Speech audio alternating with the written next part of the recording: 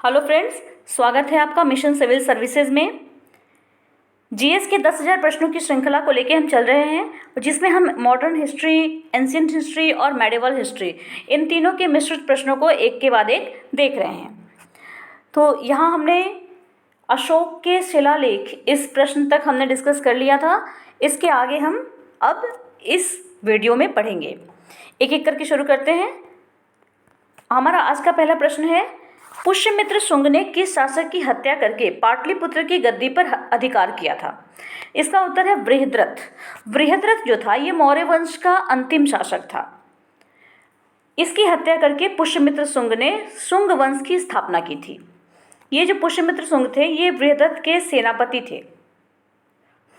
185 ईस्वी पूर्व में इन्होंने बृहद्रथ की हत्या कर दी। कारण क्या था कि बृहद्रथ जो था ये बिल्कुल ही, इसकी नीतियाँ जो थी वो अहिंसक थी, हिंसा को बिल्कुल भी सपोर्ट नहीं करता था। तो इनकी हत्या करके पुष्यमित्र शुंग ने अपने आप को राजा साबित कर लिया था। इनका जो पुत्र था पुष्यमित्र शुंग का, उसका नाम था अग्निमित्र, जो आगे चल के इनका उत्तराधिकारी बना। नेक्स्ट क्वेश्चन को देखते हैं। नेक्स्ट क्वेश्चन है कि 40 गुलामों के दल का विनाश किस सुल्तान ने किया था? उत्तर है बलबन ने। देखिए, बलबन का जो वास्तविक नाम था वो था बहाउद्दीन। दिल्ली सल्तनत के जितने भी लोग हैं उनमें बलबन भी उन लोगों में से एक प्रमुख है, उन सुल्तानों में से प्रमुख है जिसने कि अपने शासनकाल में बहुत सारे काम किए और इनके कार्यों के विषय में अक्सर पूछा भी जाता है परीक्षाओं में। तो इनका जो वास्तविक नाम था बलबन का, वो था बहाउद्दीन। इनके बारे में बहुत ज़्यादा डिटेल में बता पाना एकदम से संभव नहीं है, लेकिन फिर भी जो इम्पोर्टेंट पॉइंट्स हैं, कुछ चीज़ों को मैं अभी उनकी चर्चा में करूँगी। आप चाहें और आपके पास अगर कोई और स्रोत अभी मौजूद नहीं है तो आप चाहें तो पॉज दे करके आप इन चीज़ों के नोट्स भी बना सकते हैं। देखिए, इनका वास्तविक नाम था बहाउद्दीन। इन्होंने स्वयं को गयासुद्दीन बलबन के नाम से दिल्ली की गद्दी पर बैठाया था। ये इल्तुतमिश का गुलाम था। ये जो बलबन था ये इल्तुतमिश का गुलाम था। इसने एक नया नगर बसाया था जिसका नाम था सीरी। सीरी नाम का नगर इसने बसाया था। हम देखेंगे कि मंगोलों ने जब आक्रमण किया था तो वैसे टाइम पे दिल्ली की रक्षा इसी बलबन ने की थी। बलबन ने ही दिल्ली को मंगोलों के आक्रमण से बचाया था। 2-3 हमें टर्म्स मिलते हैं, जैसे सिजदा और एक मिलता है पैबोसा। सिजदा और पैबोस, ये दोनों प्रथाएं थी सल्तनत काल में। दरबार की ये प्रथाएं थी जिनकी शुरुआत करने वाला बलबन ही था। तो क्या आप जानते हैं सिजदा और पैबोस का क्या होता है? मैं आपको बताती हूँ। सिजदा क्या होता है, देखिए, जब सुल्तान के सामने, जब दरबार में सुल्तान बैठा है और इनके सामने कोई आया तो वो घुटनों पर बैठकर, घुटने टिकाकर, घुटनों पर बैठकर तब सुल्तान की एक तरह से कहिए तो खिदमत करता था या फिर इनका अभिवादन करता था। इस चीज़ को सिजदा कहते थे। जबकि वहीं पैबोस में क्या है, पैबोस में लोग सुल्तान के पैर को चूमते थे। सुल्तान बैठा है और इसके पैर को लोग चूमेंगे, पैर को चूम के ये जताते थे कि आप ही हमारे सर्वे सर्वा हैं, आप ही हमारे सब कुछ हैं। ये दोनों प्रथाएं बलबन ने ही शुरू की थी। अब इन दोनों प्रथाओं को शुरू करने का कारण क्या था? तो कारण ये था कि बलबन ये जताना चाहता था कि सुल्तान जो होता है उसमें ईश्वरीय शक्तियाँ होती हैं, वो ईश्वर का स्थान ले सकता है। ठीक है, इन दोनों ही प्रथाओं को किसने समाप्त किया था? अकबर ने आगे चल के इन दोनों प्रथाओं को हम देखेंगे कि समाप्त कर दिया था। साथ ही साथ कुछ और बातें बलबन के बारे में बता दूं। बलबन ने ही जो पर्सियंस का जो त्यौहार है नवरोज, इसको मनाने का जो पर्सियन मेथड से जो नवरोज़ मनाया जाता है, इसको मनाने की शुरुआत भी बलबन ने की थी। साथ ही साथ बलबन ने अपने विरोधियों के लिए ब्लड एंड आयरन की पॉलिसी अपनाई थी, यानी रक्त और लौह की नीति इसने अपनाई थी। किसने? बलबन ने। ठीक है, साथ ही साथ बलबन को नासिरुद्दीन महमूद ने एक उपाधि दी थी। वो उपाधि क्या थी? वो थी उलूग खान। ठीक है। देखिए मैं बता रही हूँ तो आपको शायद अगर आपने परीक्षाएं दी हैं या टेस्ट पेपर सॉल्व किया है तो आपको याद आ रहा होगा कि इस तरह के टर्म्स आप कई बार सुन चुके हैं, चाहे वो सीरी नगर की बात हो या वो पैबोस या फिर सिजरा की प्रथा की बात हो या वो नवरोज मनाने की बात हो या फिर वो लौ एंड एवं रक्त की नीति की बात हो या उलूग खां की उपाधि की बात हो। इस तरह के प्रश्न आप अक्सर देख चुके होंगे। इनके दरबार के, बलबन के दरबार के दो मुख्य कवियों का नाम भी हमें मिलता है जो फारसी कवि थे। एक हमें नाम मिलता है अमीर खुसरो, मैं जानती हूँ आपने नाम ज़रूर ही सुना होगा, अगर थोड़े दिन से भी आप इतिहास पढ़ रहे हैं तो कुछ दिनों से भी तैयारी कर रहे हैं तो। और दूसरा नाम मिलता है अमीर हसन। ठीक है, ये दोनों फारसी कवि थे और बलबन के दरबारी कवि ये लोग थे। अगले क्वेश्चन पे चलते हैं हम। नेक्स्ट हमारा क्वेश्चन है कि दिल्ली सल्तनत का अंतिम शासक कौन था। दिल्ली सल्तनत का अंतिम शासक था इब्राहिम लोदी। ये वही इब्राहिम लोदी है जिसके साथ बाबर ने पानीपत का प्रथम युद्ध 1526 ईस्वी में किया था। तो इब्राहिम लोदी का जो शासनकाल था वो मैं आपको बता दूं 1517 से लेके 1526 ईस्वी तक इब्राहिम लोदी का शासनकाल था। इसका स्वभाव जो था ना इब्राहिम लोदी का, वो ये बहुत ही ज़िद्दी था, बहुत रिजिड स्वभाव का था और इसी कारण से इसकी अपने यहाँ के लोगों से नहीं बनती थी। फाइनली बाबर आया, बाबर के साथ पानीपत का प्रथम युद्ध हुआ और इसके बाद से भारत में मुगल वंश की नींव यहाँ पे पड़ गई। ठीक है, अगले प्रश्न पे चलते हैं हम। नेक्स्ट हमारा प्रश्न है कि क्लाइव ने सैनिक सुधारों के लिए सेना को 3 भागों में बांटा। सेना का एक भाग मुंगेर में, दूसरा बांकीपुर यानी कि पटना में और तीसरा कहाँ नियुक्त किया गया, तो ये नियुक्त किया था इलाहाबाद में। अब चलिए क्लाइव के सैनिक सुधारों के बारे में थोड़ा जान लेते हैं, थोड़ा सा क्लाइव के बारे में भी जानेंगे। क्लाइव यानी कि रॉबर्ट क्लाइव, इसको भारत में ब्रिटिश राज का वास्तविक संस्थापक कहते हैं। 1757 से 1760 तक ये भारत में रहा पहली बार। इसी टाइम पे आपको याद होगा कि प्लासी की लड़ाई भी हुई थी। दूसरी बार फिर ये 1765 से 1767 तक रहा। ये बिल्कुल बक्सर की लड़ाई के जस्ट बाद ही ये फिर से यहाँ आ गया था। इसने बंगाल में द्वैध शासन की शुरुआत की थी। मैं सब चीज़ें बता रही हूँ सीक्वेंस में। सबसे मैंने आपको पहले बताया कि भारत में ब्रिटिश राज का वास्तविक संस्थापक था रॉबर्ट क्लाइव। इसने 1757 से 60 तक पहला कार्यकाल पूरा किया। दूसरा इसने 1765 से 67 तक पूरा किया। इसको बंगाल में द्वैध शासन का जनक भी कहा जाता है। अब बंगाल में द्वैध शासन क्या था इसको मैं बता दूं, एकदम से शॉर्ट में बताऊंगी, लेकिन आपको, मैं जानती हूँ आपको समझ में आ जाएगा। इसने क्या कर दिया कि अब शासन जो चलेगा वो 2 जगह से चलेगा। कैसे, तो डिवाइड कर दिया था। जो भी रेवेन्यू से रिलेटेड चीज़ें होंगी यानी कि राजस्व से रिलेटेड जो चीज़ें होंगी, राजस्व, आर्मी यानी मिलिट्री, और साथ में जो भी फॉरेन अफेयर्स होंगे, जो भी विदेशी मामले होंगे, ये सारी चीज़ें चली गई ईस्ट इंडिया कंपनी के हाथ में। ठीक है, क्या, रेवेन्यू, आर्मी और फॉरेन अफेयर्स, ये सब कुछ चला गया कंपनी के हाथ में। जब सब कुछ कंपनी के हाथ में चला गया तो नवाब के हाथ में क्या बचा फिर। देखिए 2 तरफ द्वैध शासन का मतलब कि दोहरा शासन चल रहा है। एक तरफ कंपनी रूल कर रही है और एक तरफ रूल कर रहा है नवाब। तो कंपनी का तो मैंने आपको बता दिया, रेवेन्यू, सैनिक से संबंधित जो भी परेशानियां हों, सेना से संबंधित जो भी चीज़ें हों, जो भी मसले हों, और इसके अलावा जो विदेशी मामले थे, फॉरेन अफेयर्स थे, इन सारी चीज़ों को कंपनी हैंडल करती थी। नवाब का काम क्या था, शासन को चलाना। मतलब एक कठपुतली जैसा समझिए कि नवाब हो गया था कि बस उसका काम था अब शासन चलाना, व्यवस्था को बनाए रखना, लेकिन जो भी इम्पोर्टेंट मामले थे वो सब कुछ कंपनी के हाथ में चले गए थे। यही था बंगाल में द्वैध शासन। इसकी जो शुरुआत की थी, इसका जो जनक कहा जाता है वो यही रॉबर्ट क्लाइव कहा जाता है। अब चूंकि हम यहाँ पर प्रश्न में बात कर रहे हैं सैनिक सुधारों की, तो चलिए सैनिक सुधारों को थोड़ा देख लेते हैं। क्लाइव ने सैनिक सुधार जो किए थे इसमें इसने सेना को 3 भाग में बांट दिया था। एक भाग को मुंगेर में, दूसरे भाग को बांकीपुर पटना में और तीसरा भाग चला गया था इलाहाबाद में। इस समय इसके अलावा जो सुधार इसने किए थे ये 1766 ईस्वी के समय के सुधार हैं लगभग। और इस समय जो भी सुधार इसने किए थे इसमें 2 चीज़ें और भी महत्वपूर्ण थी और इस समय एक बहुत बड़ी घटना भी हुई थी, बहुत महत्वपूर्ण घटना हुई थी। मैं आपको बताती हूँ। इसने क्या किया था कि शांति काल में, यानी जब लड़ाइयाँ नहीं हो रही हैं, युद्ध नहीं हो रहा है, वैसे टाइम में सैनिकों को एक दोहरा भत्ता मिलता था, ठीक है, अलाउंस मिलता था, दोहरा भत्ता। इसको इसने बंद कर दिया था 1766 ईस्वी में। इस सैनिकों को मिलने वाला दोहरा भत्ता, जो कि शांति काल में मिला करता था, इस शांति काल के भत्ते को इसने बंद कर दिया था।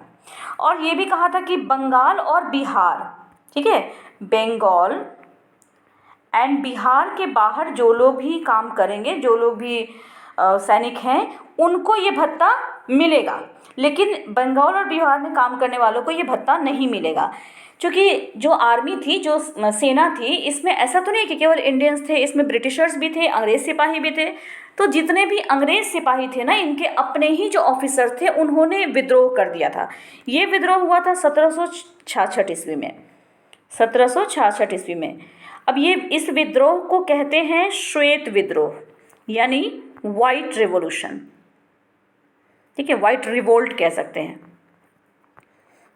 इसको, वाइट रिवोल्ट या श्वेत विद्रोह कहते हैं। 1766 में ये हुआ था, बहुत ही इंपॉर्टेंट है, याद रखिएगा, ठीक है। अगले प्रश्न पे चलते हैं। हमारा नेक्स्ट प्रश्न है, प्रसिद्ध बीबी का मकबरा किसने किसकी याद में बनवाया, ठीक है। तो ये बनवाया था औरंगजेब ने अपनी बीबी रबिया दुरानी की याद में बनवाया था। कहाँ बनवाया? तो औरंगाबाद, महाराष्ट्र में बनवाया। चलिए इसके बारे में भी कुछ इंटरेस्टिंग और इम्पोर्टेंट फैक्ट्स को जान लेते हैं। इसका बीबी के मकबरे का जो निर्माण हुआ है, ये 1657 ईस्वी से 1661 ईस्वी के बीच में हुआ है। इस समय औरंगजेब शासक था, लेकिन औरंगजेब ने फंड दिया था। जो रियलिटी है, जो इतिहासकार बताते हैं कि औरंगजेब ने फंड दिया था। हालांकि कहीं प्रश्न पूछा जाए तो आपको ये लिखना है कि औरंगजेब ने ही बनवाया था, और बनवाया भी औरंगजेब ने ही था, लेकिन किसकी देख रेख में बना था? तो ये औरंगजेब का पुत्र था आजम शाह, आजम शाह, इसकी देख रेख में ये बना था। आपको बता दूं कि ये जो बीबी का मकबरा है, ये बिल्कुल कॉपी करने की कोशिश की गई है ताजमहल को। ताजमहल की हूबहू नकल करने की यहाँ पे कोशिश की गई है। इसके साथ ही कुछ और बातें इसके बारे में बताऊं कि इनकी जो बेगम थी रबिया दुरानी, इनका दूसरा नाम था दिलरस बानो बेगम, दिलरस बानो बेगम, ये भी इन्हीं का दूसरा नाम था, ठीक है। साथ ही साथ ताजमहल की आकृति में इसको बनाने की कोशिश की गई है। औरंगाबाद, महाराष्ट्र में औरंगजेब के जो पुत्र थे आजम शाह, उनकी देखरेख में बना था, लेकिन ताजमहल की नकल होने के बाद भी ये उस तरीके का बन नहीं पाया। इसका कारण ये था कि फंड लिमिटेड था। औरंगजेब ने जो फंड दिया था, जो राशि दी थी, उसमें यही बन सकता था, तो आजम शाह ने यही बनवा दिया अपनी देखरेख में। एक इंटरेस्टिंग बात और बताऊं कि आपको सबको पता होगा कि ताजमहल के जो वास्तुकार थे ताजमहल के, वो थे उस्ताद अहमद लाहौरी। ये तो सभी जानते हैं, उस्ताद अहमद लाहौरी ताजमहल के वास्तुकार थे। इन्हीं के पुत्र थे उस्ताद अताउल्लाह, इन्हीं के पुत्र थे उस्ताद अताउल्लाह, और इन्होंने ही डिज़ाइन किया था बीबी के मकबरे को, ठीक है। तो ताजमहल के जो वास्तुकार हैं उस्ताद अहमद लाहौरी, इनके पुत्र अताउल्लाह ने बीबी का मकबरा डिज़ाइन किया था। और आपको मैंने बता ही दिया कि बीबी का जो मकबरा है वो बिल्कुल ताजमहल की कॉपी है। इसके पत्थर भी जयपुर से ही आए थे, ठीक है। चलते हैं हम इसके साथ ही अपने अगले प्रश्न पे। हमारा अगला प्रश्न है कि प्रसिद्ध चित्र बाज के चित्रकार कौन थे? देखिए, बाज के चित्रकार थे उस्ताद मंसूर, ठीक है। ये उस्ताद मंसूर जो थे, ये जहांगीर के काल में चित्रकार थे। इन्होंने साइबेरियन क्रेन को चित्रित किया था पहली बार, ठीक है। साइबेरियन क्रेन को चित्रित करने वाले ये पहले व्यक्ति थे। कौन? उस्ताद मंसूर। और ये किसके काल में थे? जहांगीर के काल में थे। अगले प्रश्न पे चलते हैं। प्रसिद्ध ग्रंथ सिद्धांत शिरोमणि और लीलावती के लेखक कौन हैं? देखिए, ये इस तरह के कंफ्यूजन वाले क्वेश्चंस आते हैं। आपको बता दूं कि जो लीलावती है ना, ये सिद्धांत शिरोमणि का ही एक पार्ट है, एक चैप्टर है, ठीक है। तो सिद्धांत शिरोमणि और लीलावती के लेखक हैं भास्कराचार्य। भास्कराचार्य के बारे में बताऊं आपको, और सिद्धांत शिरोमणि के बारे में बताऊंगी। भास्कराचार्य को एक और नाम से बुलाया जाता है, इनको भास्कर द्वितीय भी कहते हैं। ये मध्यकालीन भारत के सर्वश्रेष्ठ गणितज्ञ माने जाते हैं। ये गणितज्ञ भी थे, ज्योतिषी भी थे। इन्होंने रचना की सिद्धांत शिरोमणि की। इस सिद्धांत शिरोमणि में क्या है ना, इसमें 4 अध्याय हैं, ठीक है, इसमें 4 अध्याय हैं। पहला अध्याय है लीलावती, दूसरा अध्याय है बीजगणित, तीसरा अध्याय है ग्रह गणित और चौथा अध्याय है गोलाध्याय। ठीक है, जिसमें लीलावती में इन्होंने अंक गणित के बारे में बताया है, बीजगणित में बीजगणित है, ग्रह गणित में ग्रहों की गति की गणना है और गोलाध्याय में गोले से संबंधित बातें इन्होंने लिखी हैं। ठीक है, तो इस तरीके से अब इन्होंने भास्कर सिद्धांत शिरोमणि लिखी किन्होंने? भास्कर द्वितीय ने, जिनको हम भास्कराचार्य भी कहते हैं। एक और इंटरेस्टिंग बात बताऊं कि पूरी दुनिया जानती है, हम लोग भी जानते हैं कि न्यूटन ने गुरुत्वाकर्षण का सिद्धांत दिया था। सभी यही जानते हैं, सबसे पहली बार न्यूटन ने गुरुत्वाकर्षण के बारे में बताया था। लेकिन मैं आपको बता दूं कि सिद्धांत शिरोमणि में भास्कराचार्य ने ये बात पहले ही बता दी थी कि पृथ्वी में एक ऐसा आकर्षण है जिसकी वजह से कोई भी चीज़ें उसकी तरफ, नीचे की तरफ ही खींचती हैं। ठीक है, अगले प्रश्न पे चलते हैं।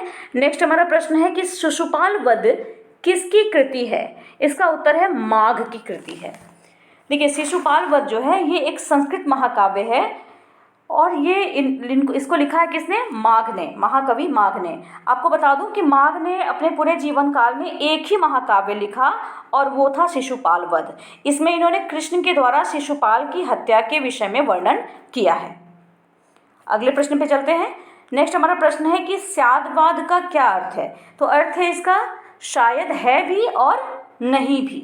स्यादवाद जो है ये इसको सापेक्षतावाद भी कहते हैं।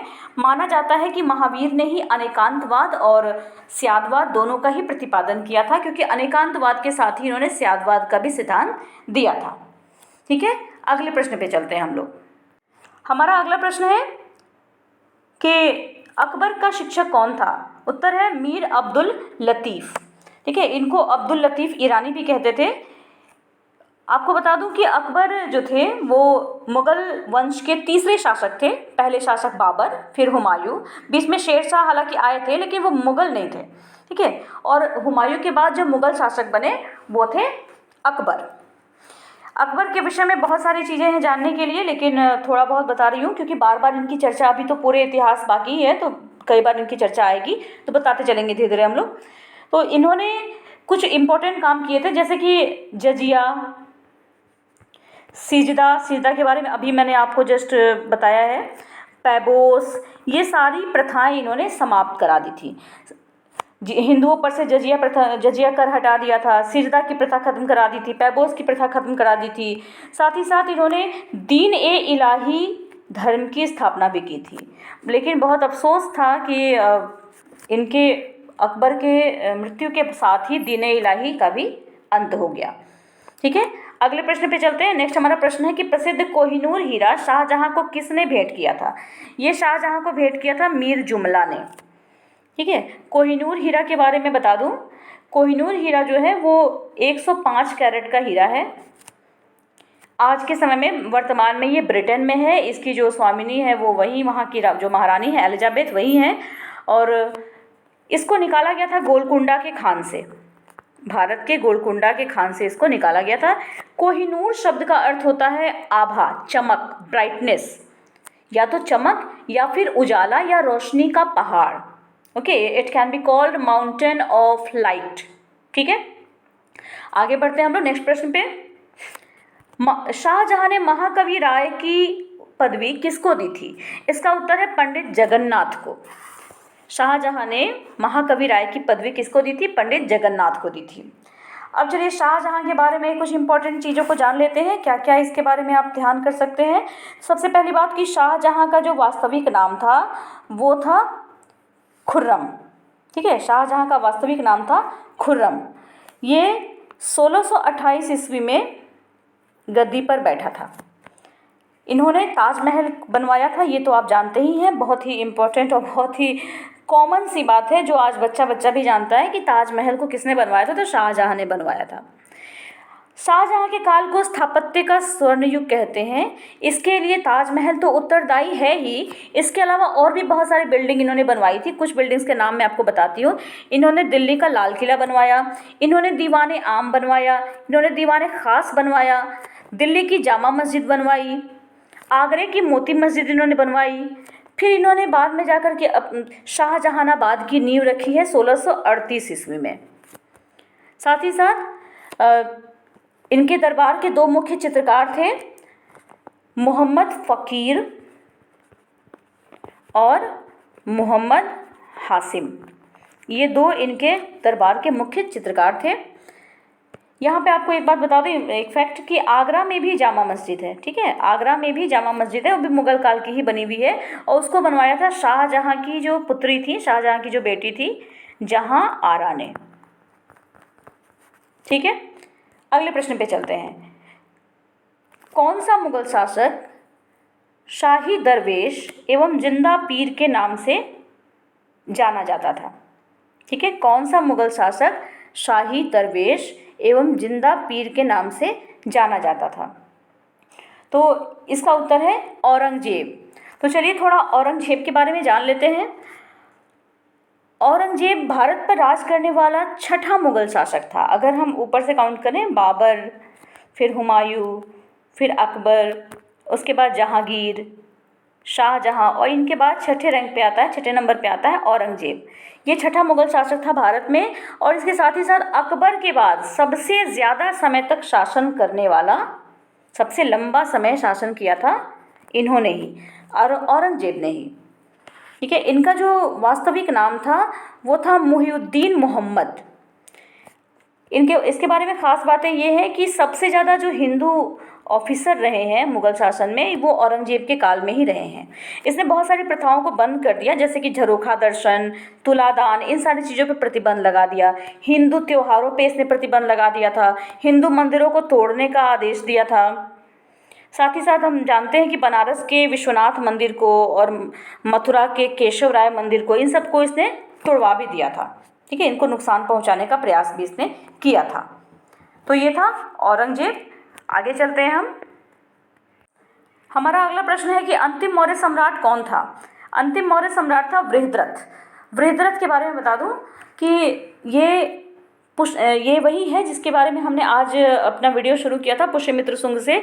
पुष्यमित्र शुंग ने बृहद्रथ की ही हत्या करके शुंग वंश की स्थापना की थी।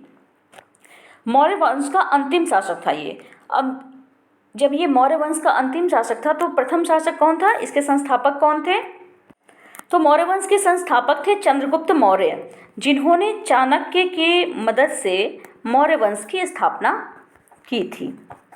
ठीक है, तो मौर्य वंश का प्रथम शासक चंद्रगुप्त मौर्य, अंतिम शासक बृहद्रथ, और जो मौर्य वंश का सबसे प्रमुख, सबसे महान शासक हुआ वो था अशोक, जिसे हम अशोक महान या अशोक द ग्रेट के नाम से भी जानते हैं।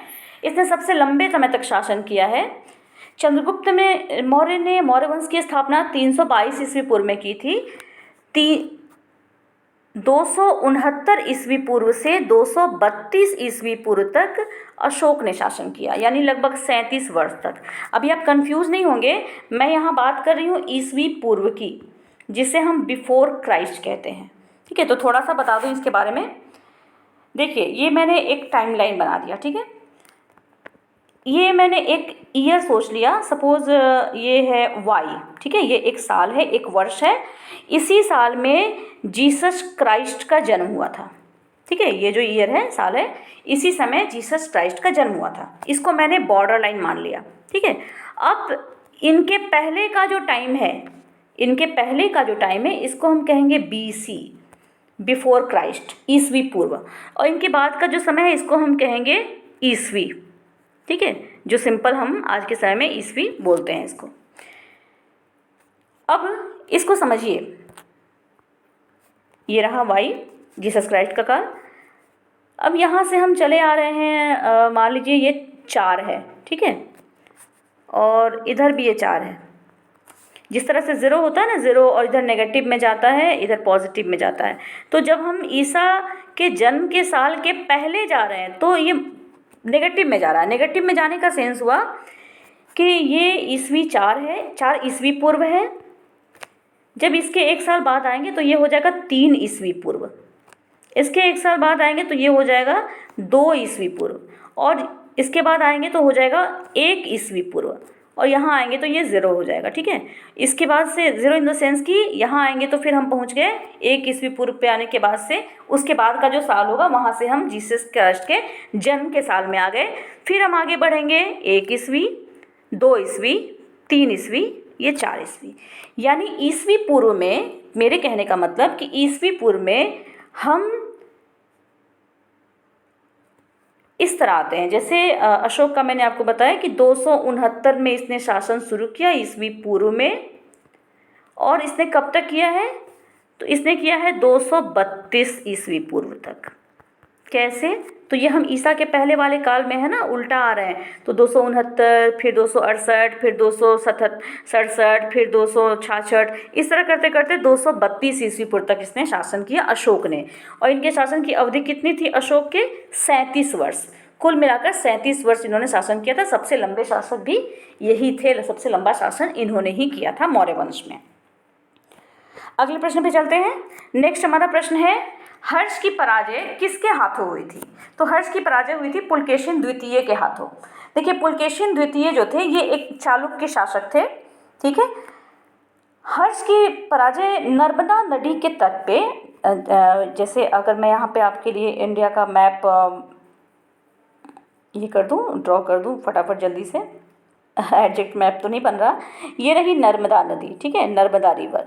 तो आपको पता है कि पुलकेशिन द्वितीय जो थे वो महाराष्ट्र के शासक थे, महाराष्ट्र की तरफ थे, दक्षिण की तरफ, और इधर हर्ष थे, ठीक है। तो हर्ष का जो साम्राज्य था ये विस्तार होते होते नर्मदा नदी के तट तक आ गया था, यहाँ तक सीमा आ गई थी हर्ष के साम्राज्य की सीमा। और पुलकेशिन जो थे, पुलकेशिन द्वितीय, ये भी चाहते थे कि नॉर्थ के साइड में भी मैं अपना साम्राज्य विस्तार करूं। इसी कारण से दोनों के बीच में युद्ध हुआ था और फाइनली पुलकेशिन द्वितीय की जीत हुई थी। पुलकेशिन द्वितीय के विषय में हमें जानकारी एहोल के अभिलेख से मिलती है। आपने नाम सुना होगा, एहोल अभिलेख, ठीक है। नेक्स्ट प्रश्न पे चलते हैं। नेक्स्ट प्रश्न है कि ललितादित्य किस राज्य का शासक था? ये था शासक कश्मीर का, ठीक है। ललितादित्य जो थे ये कश्मीर के शासक थे और इनके वंश का नाम था कारकोटक वंश, कारकोटक वंश। और इस कारकोटक वंश के ये सबसे शक्तिशाली हिंदू शासक थे। कश्मीर के शासक ये थे, इनकी सेना की पहुंच जो थी ना वो ईरान के अरण्य तक हो चुकी थी। अब सोचिए कि कितने शक्तिशाली ये शासक थे, ठीक है। नेक्स्ट प्रश्न पे चलते हैं। हुमायूंनामा किसकी कृति है? हुमायूंनामा कृति है गुलबदन बेगम की। गुलबदन बेगम कौन थी? हुमायूं की बहन थी गुलबदन बेगम, यानी कि बाबर की पुत्री थी गुलबदन बेगम। और हुमायूंनामा जो इन्होंने लिखा था वो कौन सी भाषा में लिखा? ये तुर्की में लिखा। और हुमायूंनामा है क्या? हुमायूं की जीवन कथा है, ठीक है।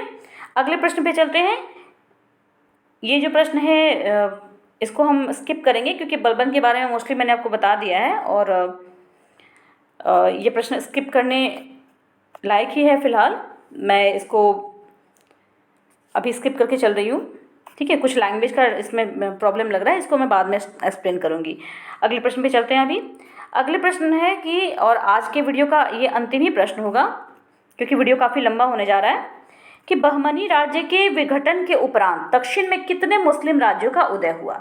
तो यहाँ पे 5 मुस्लिम राज्यों का उदय हुआ था। ये 5 राज्य कौन कौन से थे आपको मैं बता दूं जल्दी जल्दी। पहला राज्य था बीजापुर, ठीक है। दूसरा था गोलकुंडा। तीसरा राज्य था अहमदनगर। चौथा राज्य था बरीद और 5वां था बरार। ये 5 राज्य थे और इन 5 राज्यों में मुस्लिम वंश आए थे। कौन कौन? तो बीजापुर में आदिल शाही वंश आया था, गोलकुंडा में कुतुब शाही वंश आया था, अहमदनगर में निजाम शाही वंश आया था, बीदर में बीदर शाही वंश आया था और बरार में इमाद शाही वंश आया था। इस तरीके से ये 5 मुस्लिम राज्य यहाँ पे आए थे। कौन कौन? पहला था बीजापुर जिसमें आदिल शाही वंश, गोलकुंडा जिसमें कुतुब शाही वंश, अहमदनगर जिसमें निजाम शाही वंश, बीदर जिसमें बीदर शाही वंश और बरार, जिसमें कौन था, इमाद शाही वंश। ठीक है, तो इसके साथ ही आज की हमारी ये वीडियो ख़त्म होती है। अगले वीडियो में हम फिर यहाँ से शुरुआत करेंगे जहाँ हमने छोड़ा है। ठीक है, तब तक के लिए इंतज़ार कीजिए अगली सीरीज़ का। ध्यान से पढ़िए, बहुत ही इंपॉर्टेंट है। मैं आपको बार बार बता रही हूँ कि मैं इसमें एक एक प्रश्न में तकरीबन 7 से 8 एक्स्ट्रा फैक्ट्स आपको बताते चल रही हूँ, अगर आप एवरेज देखें तो। ठीक है, इसलिए ये वीडियोस बहुत महत्वपूर्ण है। आप खुद भी पढ़ें और दूसरों को भी शेयर करें। मैंने बार बार कहा है कि ज्ञान बांटने से बढ़ता है। ठीक है, थैंक यू।